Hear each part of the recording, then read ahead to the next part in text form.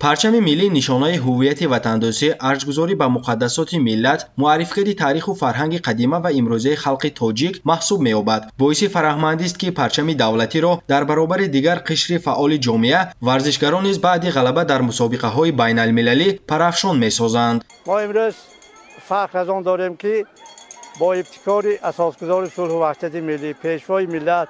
پرزیدنت جمهوری تاجیکستان محترم امامعلی رحمان،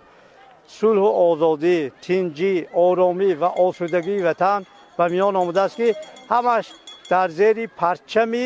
جمهوری تاجیکستان می باشد. بخشیده به استقبال سزاوار جشن پرچم دولتی جمهوری تاجیکستان در میدان ورزشی مؤسسه تحصیلات میانه عمومی رقم 63 دهه قلعه بلند با تشبث مقامات اجرایی حکومت دولتی شهر استرافشان و ریاست معارف شهر مسابقه ورزشی وطنپرور دایر گردید که در آن محصلین 10 مؤسسه تحصیلات میانه عمومی جماعت‌های دهات جوکندک، قلعه بلند و پاشکند اشتراک فعالانه نمودند. قبل از آغاز مسابقات ایدانه تاکید گردید که محض ورزشکاران چست و چالاک با هنر و مهارت والای خیش پرچم دولتی جمهوری تاجیکستان را در عرصه جهان بلند برداشته تاجیکستان را به جهان و جهان را به تاجیکستان معرفی می‌سازند. هدف از تشکیل این چاره‌بینی بلند برداشتن معرفت جسمانی، دریافت چهره‌های نادر سمت ورزش، رشد و تکامل مسابقه‌های عنعنوی و با این وسیله آماده ساختن خوانندگان به سمت‌های مخصوص ورزشی که قابلیت و مهارت بلند دارند ارزیابی گردید. در روند برگزاری مسابقات امروزه دختران و پسران مؤسسه‌های تعلیمی بالاذکر طبق نقشه تصدیق گردیده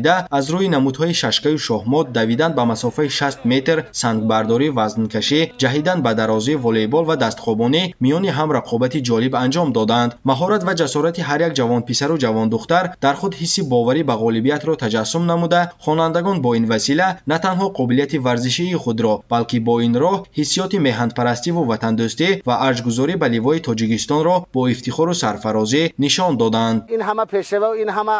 مسابقات‌های ورزشی که می‌گذرد در زیر تحت سیاست خیرتمندانه پیشوای معظم ملت پرزیدنت جمهوری تاجیکستان جناب عالی امامعلی رحمان میباشد که امروز بهر جوانان شرایط امکانات‌های زیاد فراهم آورده شده است. در مسابقه ورزشی وطنپرور نه فقط جوان پسران غیور و دلیر اینچنین جوان دختران ذکی و ورزش دوست نیز با نشان دادن مهارت بلند توجه تماشابینان را به خود جلب نمودند. دختران اساساً از روی نمود ورزشی ششکه و شاهمات، جهیدن به درازی و دویدن به مسافه 60 متر قوه آزمایی کرده به دور نهایی راه خط گرفتند. در فرجام چاره‌بینی به مناسبت روز پرچم دولتی تشکیل گردیده غالبان محاربه‌ها از روی نمودهای ورزش با سپاسنامه و تحفه‌های ارزشمند مقامات اجرایی حکومت دولتی شهر استرافشان و کمیته تدارکات قدردانی کرده شدند.